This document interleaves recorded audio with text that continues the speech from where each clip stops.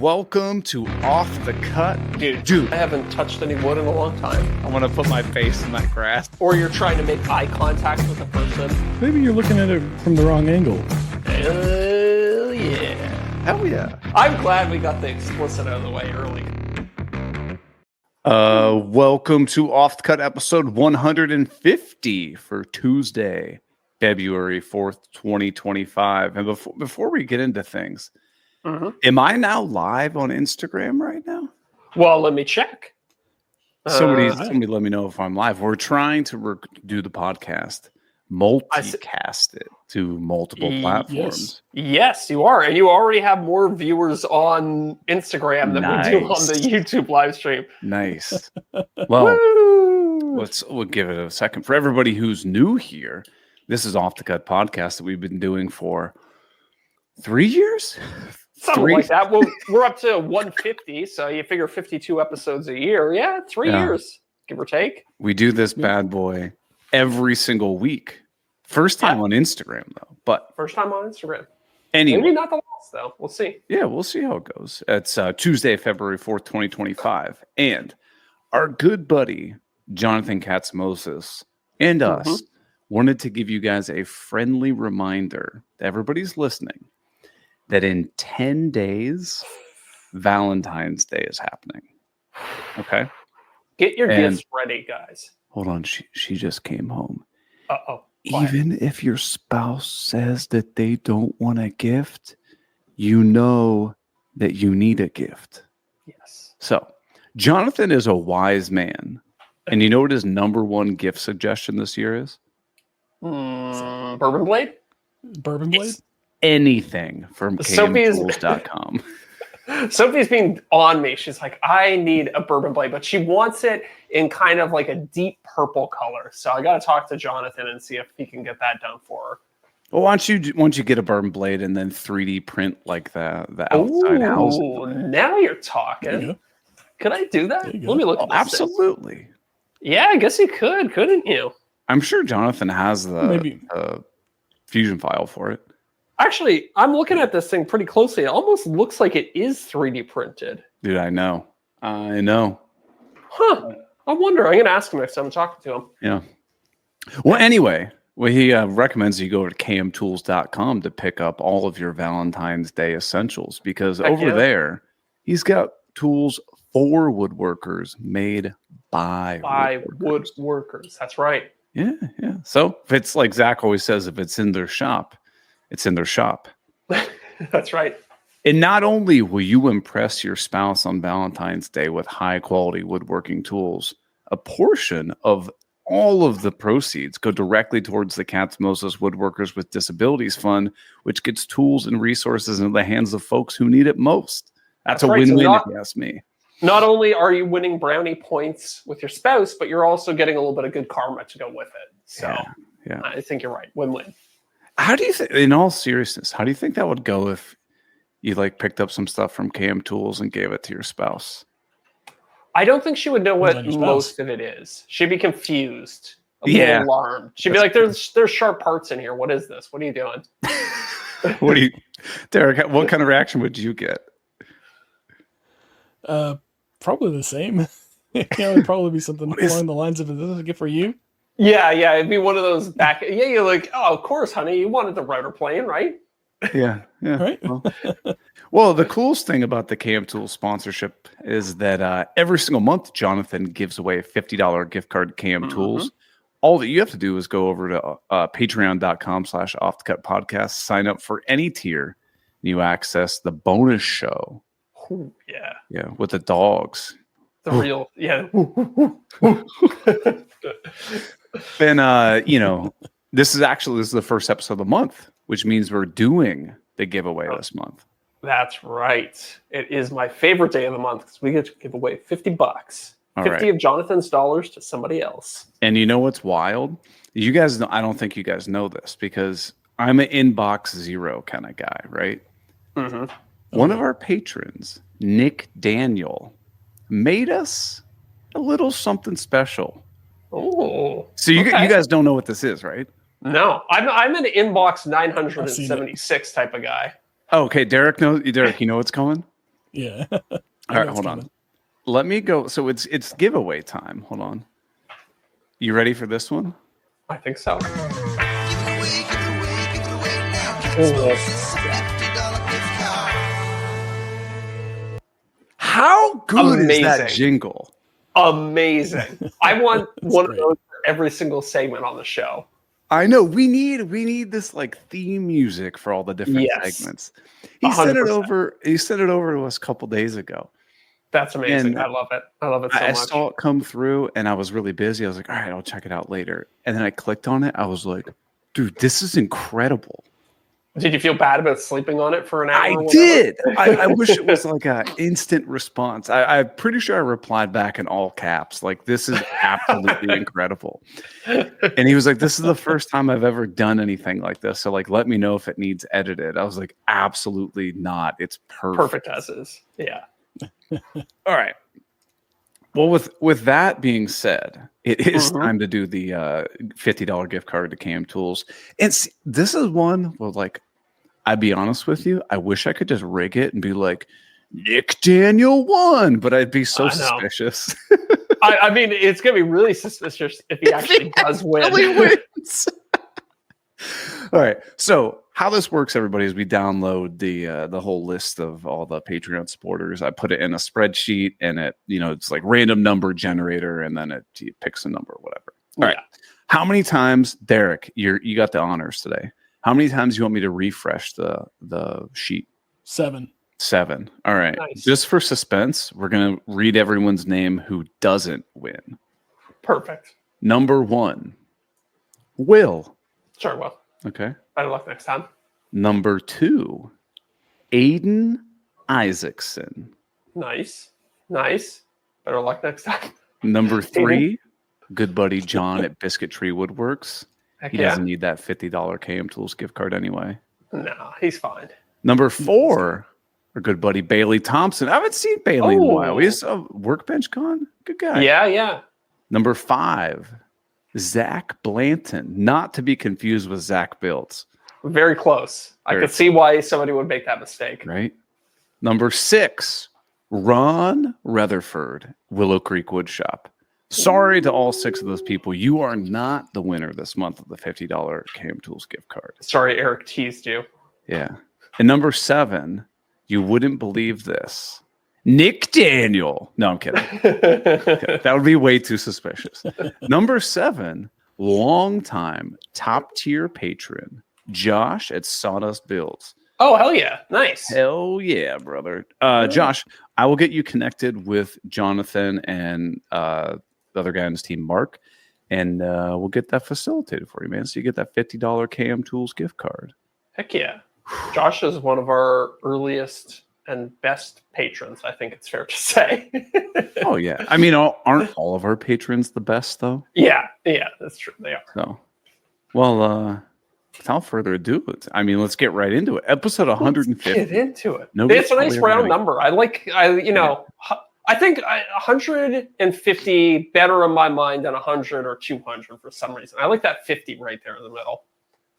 I feel you. And it's like, honestly, when you started this thing 3 years ago, did you ever think we'd get to 150? No, I thought we'd crash and burn after 4. To be honest with you, that still shocks me that after 150, well, more than 150 hours, people are still listening to this. People tune in. I know. It's crazy. Yeah. And if you're a patron, you get the after show. You get another 150 hours. 300 hours. Yeah. It's a lot. We haven't gotten canceled yet. But Not yet. We're working on it. Lord. We're working on it. We'll see what happens this episode.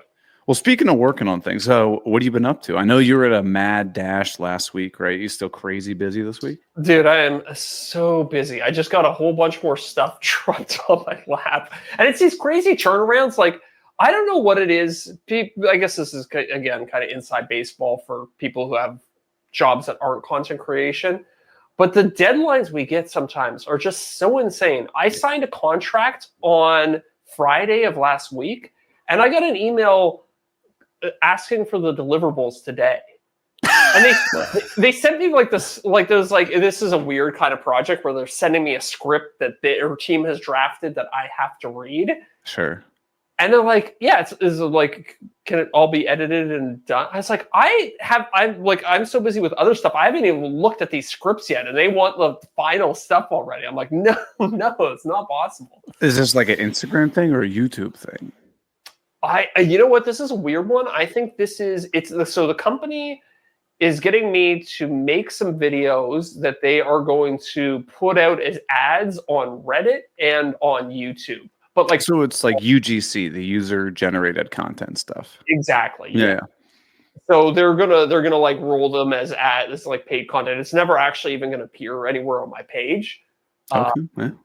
So it's fine. Like it's fun stuff, but it's just like the deadlines are insane. Like I imagine in a normal environment, the ink would be dry on the contract, and they'd be like, okay, everybody goes to work, and you have like a month to do it or something like that. Not 72 hours or 48 hours or whatever this ends up being. Right. Crazy. I mean, it's kind of an asinine turnaround. Yeah, and it's multiple videos too. When's the actual due date? Are they just pushing, like clamoring to get it going, or? I think they want this stuff to go live in the spring. Oh, get the hell out of here! I know it's crazy. It's crazy. Ugh. Can you say what it's for? I don't think I have. It's for Is it a financial industry? It's a financial thing. Is the only reason that I'm a little. Okay. I'll let you guys know when it goes live, just in case, because I know when you're dealing with finance, there's all sorts of lawyers involved and stuff that. Yeah. I have to be. It's one of those things where I have to say the script they gave me, and if I'm one word off, the whole thing is ruined. And yeah. So. Oh, you accidentally say trade, or you accidentally say, interest or loan, or like something. You said the wrong terminology, and they're like, nope. Yeah. Yes, they gave me a whole list of words that I can't say. Like, it cannot appear anywhere in the script, anything like that. Because it's like, because I think there's like legal definitions of like, let's say, what a contractor is versus a handyman or something like that. Yeah. Well, isn't in Europe, and I could be completely making this up. I feel like in Europe, you're not even allowed to call yourself like a woodworker or a carpenter unless you actually have like some sort of like designated training regimen. Oh, interesting. Yeah, I could see that for sure. Apprenticeship of some sort. Yeah, something like that, which is wild. And I've also believe you're not allowed to sell like chairs or lamps to people unless you have like specific like trade designations or something. Very interesting. I could believe it. I mean, Europe is the land of regulation, so it makes sense. Didn't Europe just got no dados over there? No, I thought they did. I thought they just started to allow dado stacks. Oh, right, I hadn't heard that. I don't know. I mean, I guess it's good in some ways because I'm pretty sure the saw stop came out of Europe, right? Or is that American invention? I have no idea. I wonder. You can put a dado stack on the saw stop. Yeah, you sure You just can. gotta get the special cartridge. Why is that? Why is the dado? Are the dado blades bigger? I guess they must be. They have like a why? Why don't they just make them the same as a normal 10-inch blade? Because it's probably the mass. wider. That too. But if you've ever tried to put a dado blade on a, I see, because you need but the actual break on a saw stop is actually pretty wide. It's like an inch wide or something, isn't it? Yeah. Yeah, but I think there needs to be cushion on either side so it can actually grip down onto that blade. True. You probably wouldn't want to use a 1 inch. In. Yeah, that makes sense. And I don't have one, but is it then pushed up further because a standard table saw blade's a 10-inch blade, and you have like an 1/8 inch of space between the cartridge, and then a dado stack is typically an 8-inch dado stack, which would mean you'd have an additional 2 inches that you need to make up. So maybe the shape of the dado break is completely different. Yeah, I wonder. Probably. Yeah. So I'm assuming, Zach, that you've never put the dado cartridge in. I tried to do it one time and I got mad, and I was like, you know what? I'm just going to do it one blade width at a time. Yeah, I feel you, dude. I don't even have the saw stop, and I've been working on this laundry room renovation. That's tons of built-in cabinets and drawers and doors and shaker style panels and stuff like that. So I was like, all right, I'm going to have to use the dado stack for some like tenons and stuff like that. Yeah. Dude, it is infuriating to change blades on table saws. I want like 4 table saws. I want to have just one setup. Yeah. Yeah. One that's got dado stack, one that's got a plywood blade, one that's got a ripping blade for hardwood. Like, yeah. Good God. If somebody invented a quick change system for table saw blades, there'd be some money in that, I think. Like, you're talking about how as like quick change as it can get. I don't know. It's just I mean, one nut on and off. Yeah, but you gotta like take the plate off. Like imagine like you ever have an old car with like a CD disc changer in it where you can load in like 6 discs and it would cycle through them. If you could have that for your table saw, I think you could move some units. They have. I could see that being effective on like a saw stop where you do have to change out that brake with it as well. Oh yeah, true. 100%. 100%. They have it for CNCs where Suman has it, I think, where it'll like go over, pick up the bit, and then come back to the work area. It's like the shop box or something like that, right? Something like that. There's a bunch of different ones. I think once you get into the really high-end ones, it's actually kind of a standard feature for, if you're running like a machine shop or something like that. I'm sure JCats has that on his. I would hope so. I bet. Yeah. Because I'm sure he's doing like roughing passes and then like chamfers on certain things and all kinds of stuff like that. What about this? If you had a table saw and it just had, instead of one wheel to raise and lower, you had 4 wheels and you could just raise and lower different blades. Ooh. So then you would need some sort of, I like the idea. You need some sort of countermeasure on your fence to make sure that like, oh, now 1 inch is this 1 inch and not that 1 inch. Yes. Right? Yeah, totally. Yeah. Huh. I feel like these are ideas. I feel like this is how a lot of tool development comes up. Like people just go, you sit in a room and you go, what pisses you off in your wood shop right now? Honestly, I think that's the mother of all invention. It's like just somebody thinking like, this thing sucks. How could it be better? Yeah. Speaking this, the ad read is long gone, but I thought this was genuinely of curiosity to me. Did you happen to see JCats' post today? No, I did not. Okay. So you've made like a crosscut sled or like table saw jigs or whatever, right? Getting a piece of wood to fit in that miter slot is always a nightmare. Sucks, yes. So many companies make all these different solutions that aren't solutions. They all suck, right? Yeah. So he's actually invented this new miter bar system. Ooh, interesting. Okay, tell me about it. Cool. I heard him talk about it at Texas Woodworking. Is it on the website? No, it's on his Instagram. Yeah. I saw he did like a reel on it today or something like that. Okay. So sell me on it. I'm stoked for it. So it's, and Deric can correct me if I'm wrong because I was watching it on mute. It's aluminum, right? Okay. And it comes in various lengths. So you can get like, I think like 12, 16, and 24 inch length or something like that. And how it works is you have one long bar of aluminum, and then you have another piece of aluminum that's connected to it. So think of like it kind of widens, right? Okay. Yep. But the way it widens is there's screws that are on a 45-degree angle. So instead of widening just strictly side to side, actually they kind of like lengthen or like shear against each other. And as they shear, it widens. So you can control that shearing distance by adjusting a set screw on the end of the miter bar. So once it's in your sled, you can actually do all the adjustments without having to like take your sled out, make it bigger, put it down, take your sled out. Yeah. Oh, I see. It's slick, like a super good idea. I think it's going to be a huge seller. Yeah. And they've got like these special screws that you put in it. Yeah. That it's just like a tack that sticks up on the other side. And then you put your sled down on top of that, and those tacks stick into your sled, and then you can pick it up and put in the proper screws to tighten it down all the way. So none of that like CA glue. hot glue or CA glue. Yeah, trying yeah, to stick it yeah. on there. Dude, what he's coming up with is smart.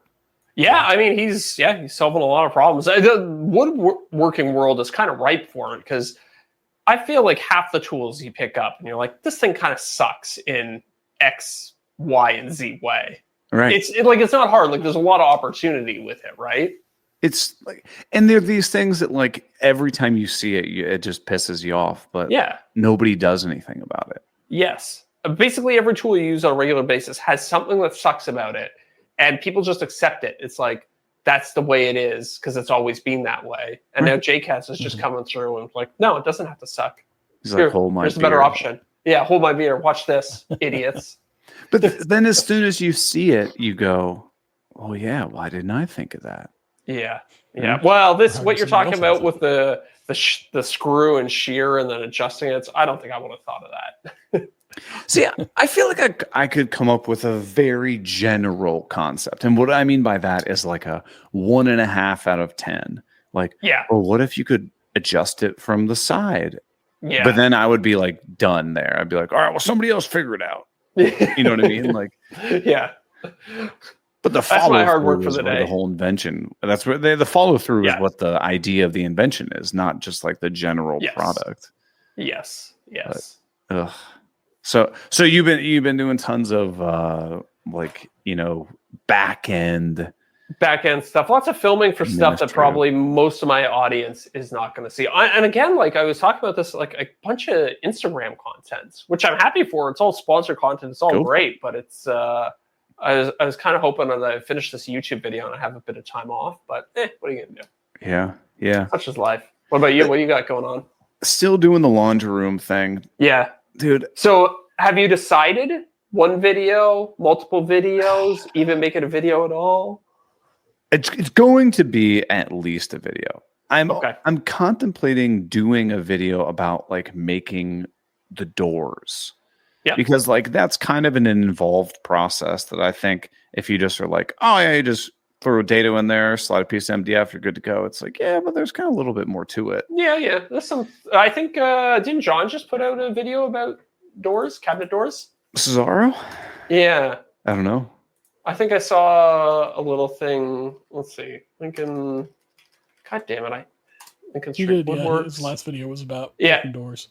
Stop overbuilding cabinet doors. So it looks like it's doing pretty good. 100,000 views in 2 days. So just Okay. copy what he did. Remake the same video. Yeah, maybe what I'll do is I'll just have Chat GPT just give me his script, and then I don't even have to be creative. Yeah, exactly. Obviously, kidding for anybody who's listening to this, but Kidding, but not kidding. because right now, like I have tons and tons of footage, and I'm like, this is going to be a long video if I keep everything, and like, Right. I feel like it'd be detrimental to like not really cover some of this stuff. Yeah, that is a bit of a tricky. That is a hard decision to make as a content creator, right? Like, how much of this project do I include? Do I make Right. it seem like it was super easy and like do the 15 to 20 minute cut? Do I get into the nitty gritty and do like the 30-minute cut, or do I like really show how much work this took and I do the 40-minute cut? That's what I'm saying. Like, I don't know. Yeah. It's hard to know too, because in a lot of ways that 40-minute cut is more work. You think it might be, oops, dropped the lens cap. You think it might be easier because there's less edited, it's less editing, but you still have to kind of like How do you build out a narrative for a 40-minute video, which is not easy. No, and that's what I'm kind of thinking. Like, building cabinet doors is a standalone project. Yeah, 100%. Right. Yeah. I mean, you could almost make one for cabinet boxes as well, and I could basically get 3 videos out of that, which I'm considering it. I think I have to like really nail down like what would the message be across those 3 videos. Sure. Yeah. And would you position them as like a series, or would it just be 3 standalone videos that happen to be from the same project?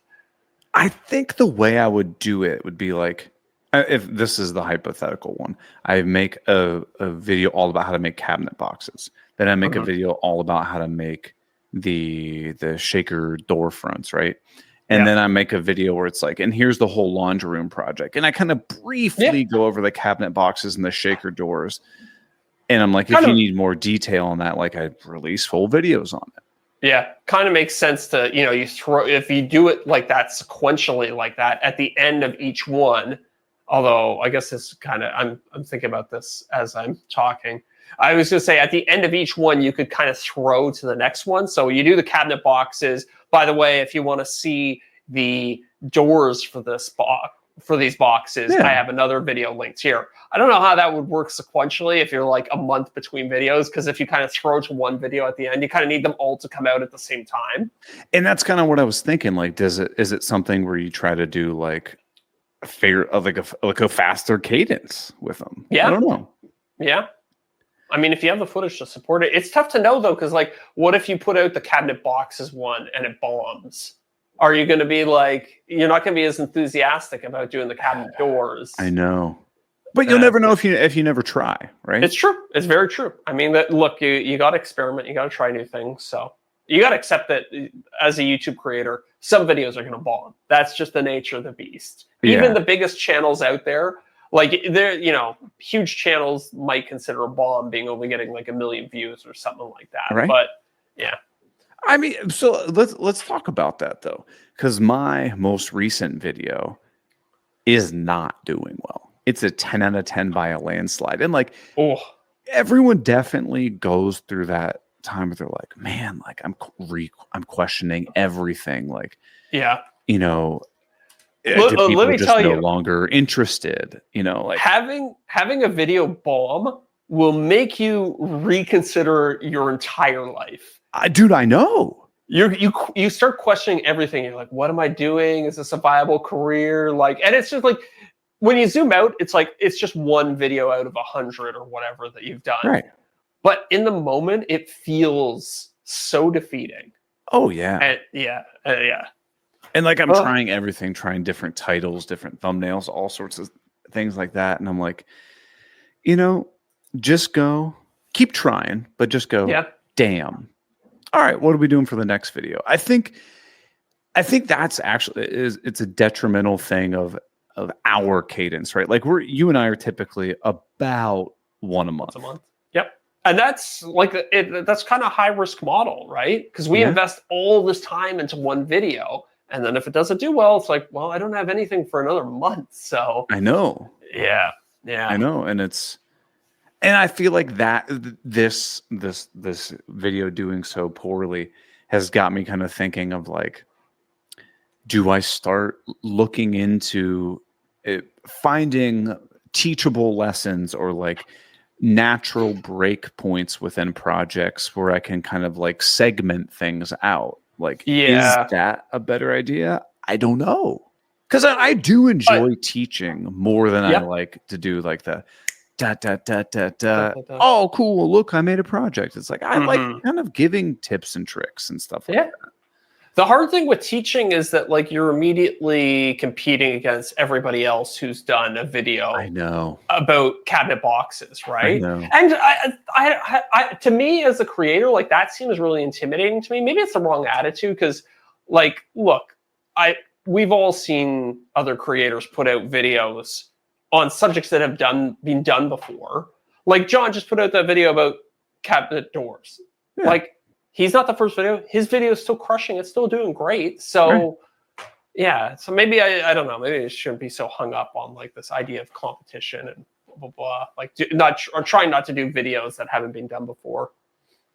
And I think this kind of gets back to the does everything need to be bigger, better, greater, more ultimate, more extreme than the last? True. Yes. Yeah. I don't think that's sustainable. Yeah. That's I don't know. What do you think it is about this latest video? Like, do you have any theories about why it's not working? Because I think that's an important thing to do. Like, if something doesn't work out. Yeah, I think I could do better on the thumbnail. I feel like the intro kind of hook of it brings some intrigue.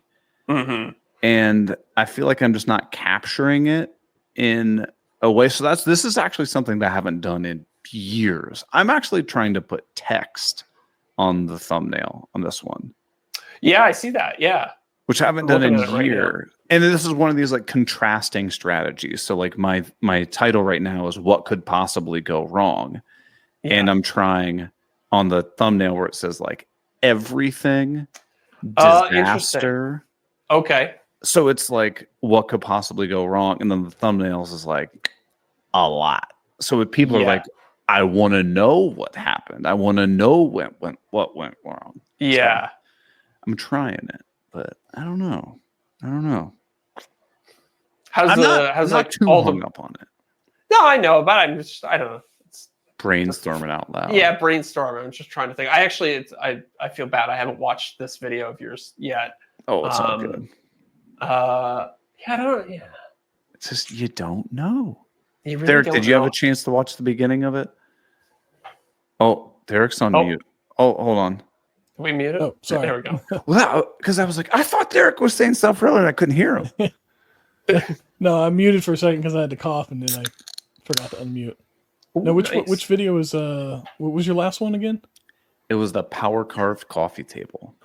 Oh no, I haven't watched that one yet. Okay. Yeah. Well, no one else has either. What about if you swapped out the thumbnail for one of those? Have you ever seen that like chainsaw disc that you can get for an angle grinder? Yeah. Because I think that would work with the title that you have. I know. Yeah, that's true. You're getting into clickbait. What about the why is everybody afraid of this thing? Do you use that disc? Oh yeah. So I mean, I would maybe take that because it's a little bit more. You look at that thing and you think, oh yeah, something could seriously go wrong with this particular tool. Yeah, that's why I was trying to show the angle grinder and like I don't know, close up on the angle grinder. I feel like the angle grinder is one of those things that people are like, oh, 100%. I don't know. 100%. Yeah. But I'm going to keep playing with it. I'll be honest with you. Like the first few days, like you're really down and bummed about it. But then it's like, I mean, I got other things to focus on. Like you said, it's going to happen. It is. It is going to happen. It's something you got to accept as a content creator. And there's also something to be said. Walk away from it for like a week. It's like, oh, it's fine. Yeah, it's fine. Life goes on. Everybody's got their health. Take a second, and like you might find in 2 weeks you have this brainwave. You're like, oh, that's the title thumbnail combination, right? And it's hard to have those epiphany moments if you're like trying to squeeze them out, for lack of a better term. Just sitting there like, come on, title thumbnail, come on. I feel like that's the show title right there, the one where they squeeze one out. Yeah. There we go. And now I can't type though. It says I'm reconnecting. Uh-oh. Oh, hold on. So coming through loud and clear. So. Yeah, and it was on Google Drive or whatever that we do the things, but yeah, there should be like a support group or something you can join as a content creator for. I know. When a video doesn't go your way. You know, it is what it is. But what I have to do, dude, I have to stop making such large, big projects. Because it's always like the miter saw station was huge. Yep. And then I'm like, all right, well, I'm going to do a laundry room renovation. It's not that bad. But it's like, well, after we do the ceiling. Yeah. And then I have to tile and I have to do all these boxes. And then I have to make all the drawers and I have to make all the door fronts. And I have to scribe everything to fit in between two walls. And I'm also going to paint it because I want it to be painted. Mm-hmm. Dear Lord. It's a lot, man. Renovation projects actually kind of scare me. Because, I was like thinking like, eventually Sophie and I will get our own house and we'll start doing maybe I'll start throwing some renovation content into the mix. Right. But I was just thinking like, I did it professionally. We didn't film anything, and it would still take us weeks to do something like a laundry room. When you really get into the nitty gritty of all the details, throw filming and editing on top of that. It's like, I don't know that it'd be really hard to support a monthly cadence while doing like whole room renovation content. Like I think you could, like do a video on tiling, or you could do a video on, maybe painting or whatever. But like to do like an entire room or something like that it's quite a bit of work. Yeah, and like it's even small things like, okay, first thing I want to do was sand the ceiling because Yeah. when the guys came in and took the popcorn ceiling down, they did a piss poor job. So I was like, okay, well, first I need to sand it to get it relatively flat, right? Hmm. Then I have to skim coat it with mud. Well, that's going to take a while for that to dry. Yeah. And then you got to sand that. And then you got to Yep. prime it and then see Yep. if you have any spots that you need to touch up. You know, like then you gotta mud that, and then you gotta sand that, and then you gotta prime that. That's just a ceiling, and that's like a 4-day process. And that's going to be like a footnote in the video. You're going to be like, then I sanded the ceiling, painted it, and then I was ready to install the cabinets or whatever. Like, Right. yeah. Yeah. And then you got to do that stuff for the walls, but you can't Mhm. paint the ceiling and paint the walls at the same time because it's different paints. Yep. Like, oh, Yeah. dude, it's infuriating. Yeah. It's, I don't I know might how just stick people do to- Reno content. yeah. I might just stick to doing small projects. And then, you know, when I start doing renovations, just not even film them. I don't know. We'll see. I know. Or I do what I've been threatening to do for so long, and it's like spin up like a lower effort channel where I like just stick a GoPro on a tripod, and it's like I do the work, but I don't really like move the camera around, and then I'll do like a very kind of stream of consciousness narration over the top of it. kind of like play some rock music while you're Yeah, demoing I'll- things. I'll All just time set- lapse. I'll just set up a time lapse camera. I'll talk about all the things that I want to talk about all in one take. And then I'll grab the time lapse and I will stretch it or compress it to fit whatever the length of the voiceover was. And then I will like thumbs up, call it a day, move on to the next section. I know. That's one of the things I feel like I've done a disservice is like being like, okay, well, I want to add in like all these lower thirds and I want to add in this and this and that. And I'm like, dude, stop doing that. Like you're just adding more work. That's why I'm like slowly getting away from them. That and trying to just make my job easier. The lower thirds, all animating all that stuff, keyframing stuff is all very time consuming. I don't know if people know that. Maybe if I was better at it, I had like pre-made templates and stuff like that. Right. But whenever you see text or like an image or something fly on screen in one of my videos, I had to sit there and like frame by frame kind of animate that out. Yeah, it's terrible. Frame by frame? Well, maybe I know not what you frame mean. by frame. Yeah. You have to like pick which frames or when it's going to move and stuff like that. Yeah. It's a nightmare. It Keyframes. sucks. It sucks. Yeah. But yeah, so the laundry room was going. I got a question for you. You guys painted cabinets before? You would paint grade cabinets and stuff? Not in a while. I Painted used to farm it out. cabinets. I know. I've I used to considered get- farming it out. There's a guy who was like right around the corner from my shop, and he used to spray lacquer. Lacquer? So we just Hardly know lacquer. her. I've been know her. We used to just build the cabinets, drop them off, and then pick them up, take them to the job site, throw them up. Oh, that's nice. What Yeah. do they charge for something like that? Oh God, this was years ago, but it wasn't much. I think it'd be like, obviously depend how many things, but it was like maybe $30-$40 a box or something like that. Yeah, it was cheap. But this was, you would we would go in and we'd be like a whole kitchen essentially. Right. So Interesting. I might have to look into that. But yeah. so here's my question. Face frames and door fronts and stuff like that. It's obviously, it's hard maple with like an MDF core. Oh, is Evan watching? Yeah, Evan's in the chat. I just wanted to show off the shirt. Oh, what up, Evan? So it's hard maple with MDF core, like in the center of it. Obviously, going to prime it and a couple coats of primer, sand it down, and then spray it with paint. How high up of grit do you think I need to go? Not that Sanding? high. Like 120? Maybe 180. Okay. What's the paint? Is it like a cabinet paint? Yeah. Spray The on it? Sherwin-Williams Emerald urethane. Yeah, that stuff levels. You probably just sand 120. That stuff levels out pretty good. What are you gonna do? Semi-gloss or satin? Yeah. Semi-gloss. Yeah, I would 120 is probably fine. Okay. And just spray it on fine, decently thick so it can level itself out. Yeah, do several coats of it too. Yeah. Right on. Yeah, that's good stuff. I use that on like a lot of trim, and yeah, because it's rock hard too. it's durable as all hell.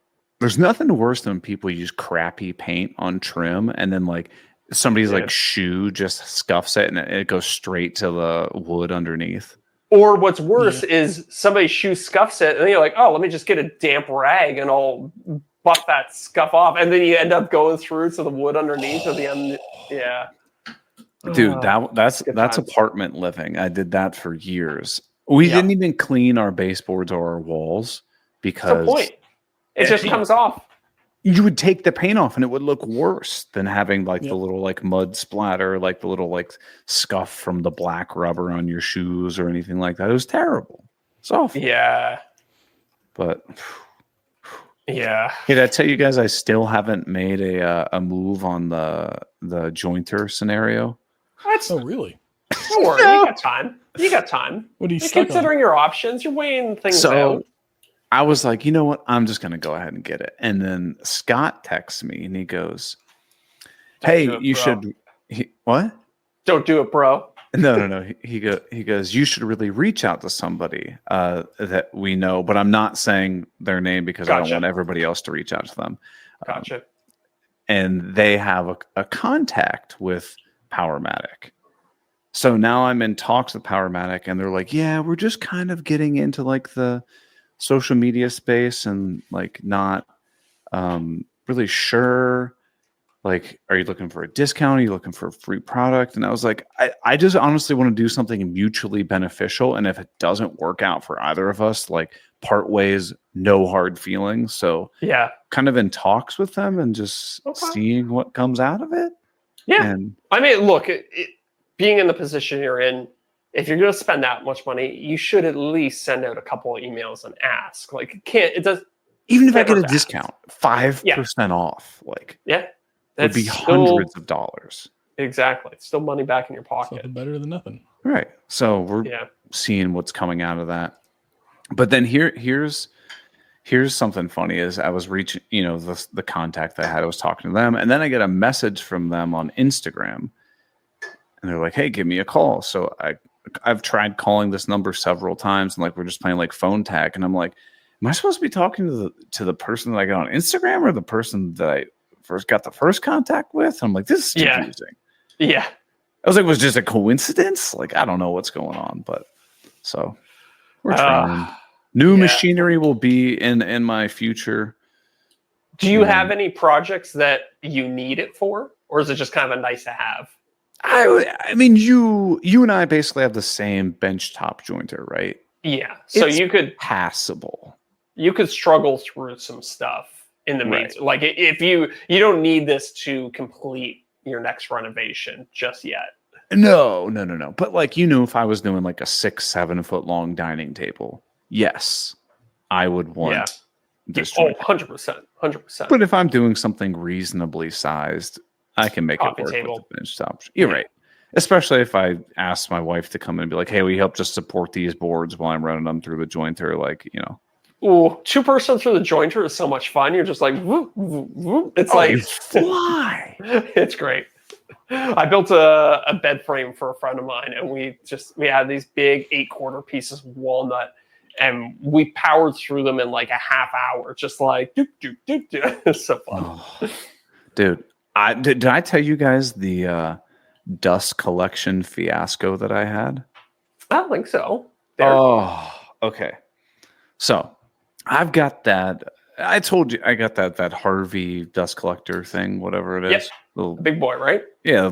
It's big guy, low to the ground, like a deep freezer, basically, is what it looks like. Yes. Yeah. So I also told you guys that I 3D printed my own like dust collection, like piping that all threads together, all that kind of stuff, right? Oh, yeah. Everything was going great. Well, on the Harvey dust collector thing, it's got this little like fuel gauge, right? It basically right. tells you like as the fuel gauge goes down, it means that it's like it's like more restricted, like it's really trying to pull in air, right? Which would tell you that there is some sort of clog or blockage or whatever. Yeah, or maybe you just have a really crappy duct run. Exactly. Yeah. So I'm milling down a bunch of wood and like it didn't have any issues running it through the planer, the jointer, and I'm like, man, this planer is like spewing sawdust at me. And I'm like, this is weird. Yeah. So I take off the hose, check out the hose, put my hand on it, and I'm like, there's 5 out of 100 suction coming out of this. I'm like, okay. oh, this isn't good. So then I start looking down the dust collection hose that's like clear, right? And it's just got mounds of sawdust in it. I'm like, what in the hell happened? So the problem is that because that whole dust collection run that I made is threaded, the only way to find clogs or whatever is to basically take off almost every individual piece at once, because it turns. So if you want to try to unscrew one spot, if you try to unscrew like a 90-degree, like an L, you're just going to be hitting stuff. Yes, yeah. So I had to undo my entire dust collection pipe system to find out that right at the inlet of the dust collector, it's got this like grate, I would say, so you're not, sucking in tennis balls or bowling balls and stuff like that.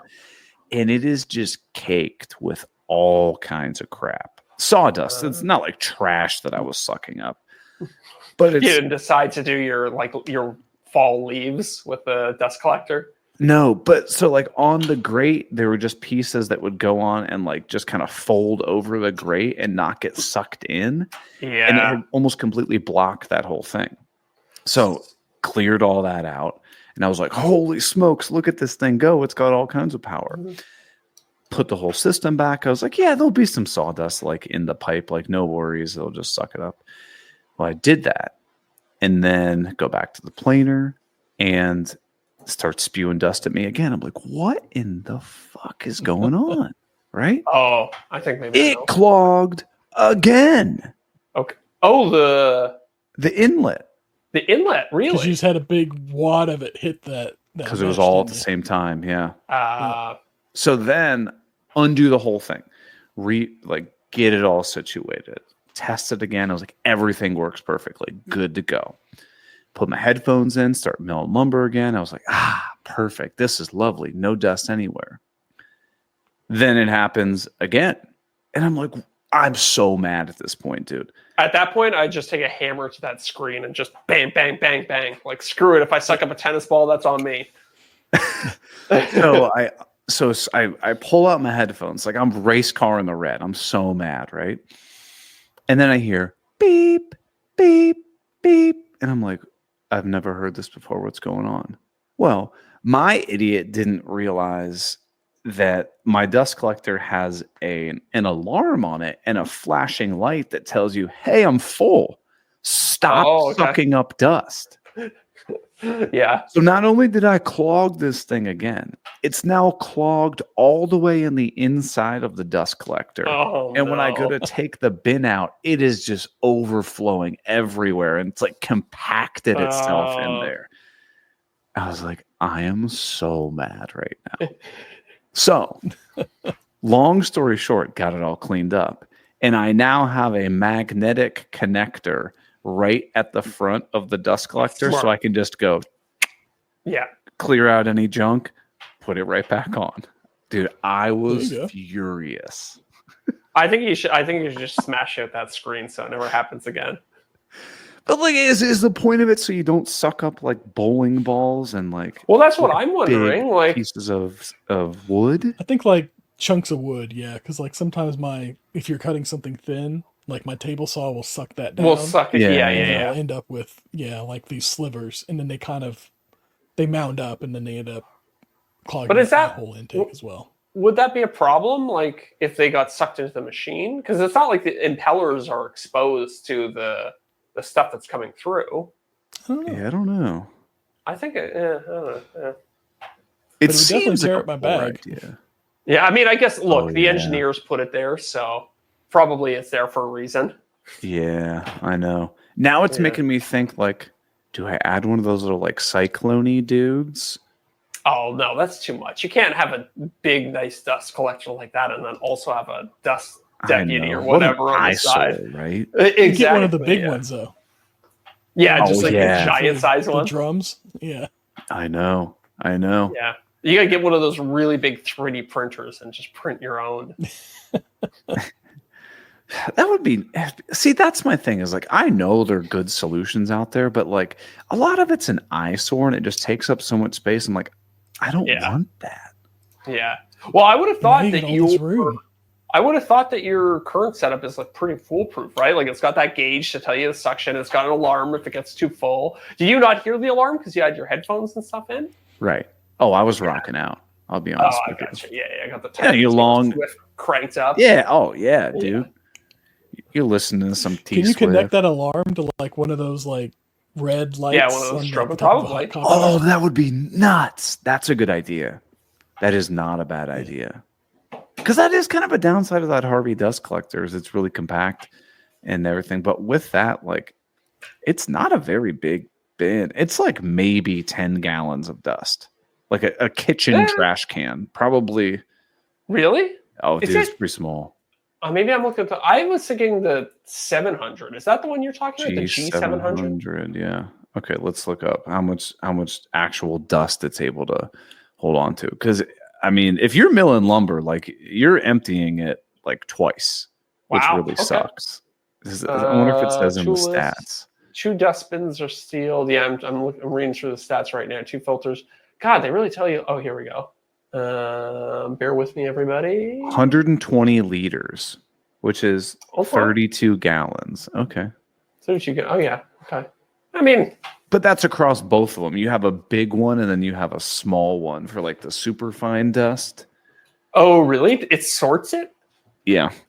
Oh, interesting. Does big chips in one bag and then small chips in another, and then it has like a other filter clean out thing on the other side. It's I mean, don't get me wrong, it's a massive upgrade from the crappy Amazon one that I had, or a shop vac, but it's not foolproof by any means. Huh. That's cool. I like it. I'd honestly consider getting one of these for my shop, but I don't know, the horizontal nature of it kind of makes it not work for me. If I could wall mount the thing, I'd be all for it, but you can't because then the bins don't work, right? Yeah. So they have a new one. Ooh, it's the G800 that you can run that like the pipe out of the top or the side, which is pretty nice. Let me look. Products, dust processor. Yeah. G800. Oh, okay. That might work in my shop. It would be very satisfying for me to have a dust collector that was 100 more than your dust collector. Oh, yeah. I mean, I got a G700. You definitely need the G800. Yeah, my dust collector penis would be so much bigger than your dust collector penis. Huge. Huge. So what do you have like an Oneida something? I have a very old Oneida. It's probably like 20 years old. My dad bought it like way, way back in the day. Although, shout out to Oneida, this thing is a tank. Like, I have put that thing through hell. I have not emptied the dustbin and let it back up into it more times than I can count. And you have a sensor on it that tells you when it's full? Nope. Do you just check the bin every once in a while? Check it every once in a while. Not nearly often enough. And the thing just keeps on keeping on. Yours, it looks like it's almost in some sort of like closet. It's not in a closet, like it's not closed in, but it's tucked away in the very corner of the shop. Yeah. Huh. The way it's configured, it would fit very nicely in your standard like small bedroom closet. Yeah, and you've got like aluminum ducting coming off of it, don't you? Like basically. HVAC. Yeah, the aluminum ducting goes straight up out of it and then across the ceiling to a couple drops throughout. Do you have blast gates or do you just keep all the tools connected at once because it's like blast draw? No, there's blast gates. I might be able to get away without it, but I don't think so. That's fair. Yeah. This is one thing I've kind of noticed is I feel like when I first got started in the woodworking thing is it's like, man, if I just had this tool, everything would be so much easier. And I've gotten to realize, like, okay, that's a fantastic dust collector, right? But it doesn't solve all your problems. Like, No. I mean, yeah. Isn't that the way with every tool? You mhm, lust after it and you think it's going to be the bee's knees once you get it. And then you get it and it's just kind of, it's like, okay, that's just my dust collector now. right. I mean, it's the same thing with like cars too. Like you're researching cars, you test drive, and you're like, there is nothing wrong about this new truck. And then you get it, and Yeah. you're like, man, this armrest really drives me nuts. I hate the way the glove box opens. Oh, the turn signal clicks like, oh, it's so annoying. Like it's so hard to have that clear mindset though before you buy something. It's always as soon as you get it, you're like, well, should have seen that coming. You know? Yeah, it's like you with the Tacoma, right? The Oh, seat thing. Yeah. God. I'm never gonna. How's the Ranger doing though? You liking the Ranger? Ranger's great, man. Awesome. Good. Ranger's killing it. Yeah. They I don't drive it very much. Wife drives it more than I do, but you know. Really? Oh, She really? likes the truck, eh? Oh, buddy, she loves it. Nice. Well, especially with the winter, since I took over the True. garage. True. She's like, I'm taking that car. It's got remote start. And then her car is a Honda Fit. So like, dude, if it's like wet on the road, you do not want to drive that thing. Really? I thought they would be a little front wheel thing. I thought that'd be kind of scrappy in the snow and the wet. Oh, but it doesn't They're have any great weight to snowmobiles. it. Yeah, that's very true. Yeah, that is a pretty lightweight beast, isn't it? Thought about throwing some sandbags on top of it in the winter. Yeah, get some of those like concrete pavers and put them in the trunk. But if it's a front wheel drive, that's going to be worse. Oh, yeah, you're right. I used to do that with my trucks. I would put sandbags over the rear wheels when I had 2-wheel drive trucks back in the day. So I want to circle back on this in the after because okay. So don't say your opinion on it. I want to talk about sandbags and trucks and whether or not you actually need to do it. But Okay. we'll do that in the after show. We actually have a whole litany of questions Oh, in the after show. did somebody come? Is it one person sent through like 20 questions, or do we have, or is this a team effort by all our patrons? It was a couple patrons. It was a little it had some twofers in there. You don't want to give the old twofer. But I like it.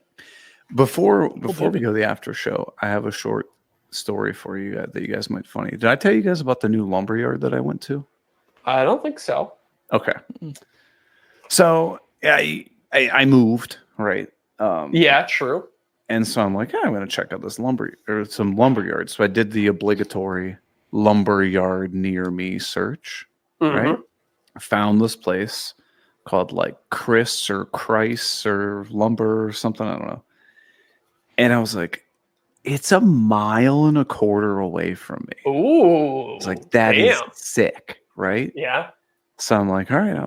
I was like, I've driven down that street though. Like, never saw it, right? It's a sawmill. You got to be able to find this stuff, right? Yeah, maybe it's set back from the street. Right. So I'm going, I drive over there and I'm like, okay, this is where the GPS says it is. And it's kind of like, it's tucked back in there, right? And I'm going down this like dirt road. There's a bunch of like dilapidated, like abandoned buildings with like broken glass and stuff. And I'm like, oh man, I don't know. A little creepy. Might get murdered. I like considered like I should probably turn around, right? Yeah. So I don't even know where I'm supposed to like park. It's just literally I'm on like this muddy dirt, like whatever. So I just kind of parked the car. And then a group of like 2 or 3 big dudes that look rough, right? I mean, they're in like work gear that's like worn out, like, smoking cigarettes, doing their whole thing. I'm like, oh man. And they go, you looking for the sawmill? Yeah. And they're like, oh, come here, follow me in here. And I go in this door and dude, I swear to God, I'm like, I don't know if I should go in this door. Right. Yeah. You might be about to be robbed, or you might get a great deal on some lumber. One of two possibilities awaits through the door. Now, the only saving grace is right above this door. It does say sawmill, but it looks like this sign is minimum 50 years old. It's written in spray paint and not very basically. Yeah. And so I go in there, and this place has like one sodium light that's doing that. Yeah. Yeah. And your obligatory like the hum, right? You can't see like anything in there. There's just crap everywhere. The dirtiest place in the world, right? And there's this older man that's sitting inside this office, and he's like, "Can I help you?" And I was like, "Oh, I'm looking for some maple, some this and that." Guy perks up, right? He's so excited and just starts telling me about all the logs that they've been cutting, all these boards. I got quilted this, I got quilted that, blah, blah, blah, blah, right? And so he's like, "What do you need?" And I was like, "I need, some maple and some, whatever, white oak and stuff that I was getting." So he starts pulling it off this rack. This place is stocked with lumber. And it's like, I don't see a knot hole in a single board. Ooh, okay. Like, it's nice lumber. And so, we're pulling stuff down, and he's like, "Oh, no. This is what my guys are for." I stand there, tell them what I want. They're going through boards, trying to find me the nicest boards, pull them all out, set them down. And I go, "All right, what I owe you?" And he goes, 300. I go, "For all of it?" He's like, "Is that all right?" I go, "That's a fantastic deal." I got like tons and tons and tons of lumber.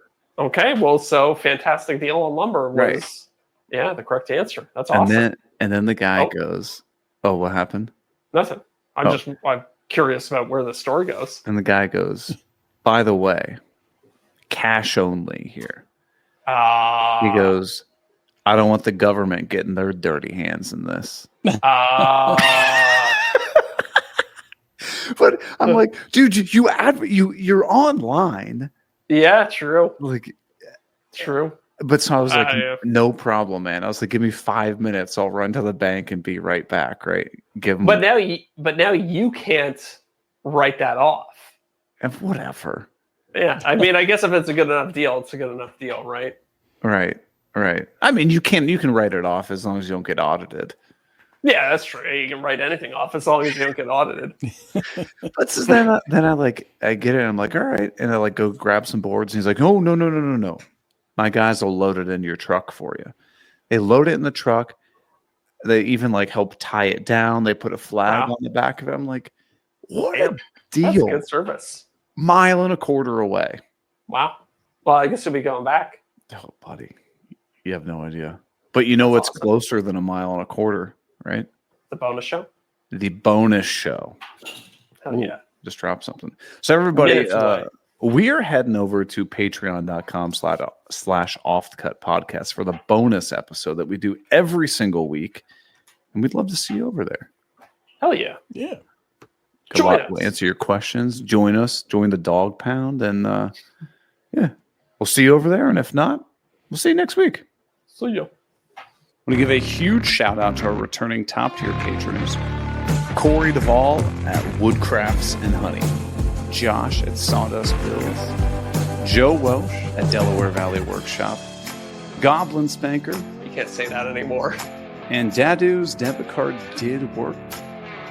Bingo bango, you're done. Zach, to be honest with you, I don't even know if I followed you.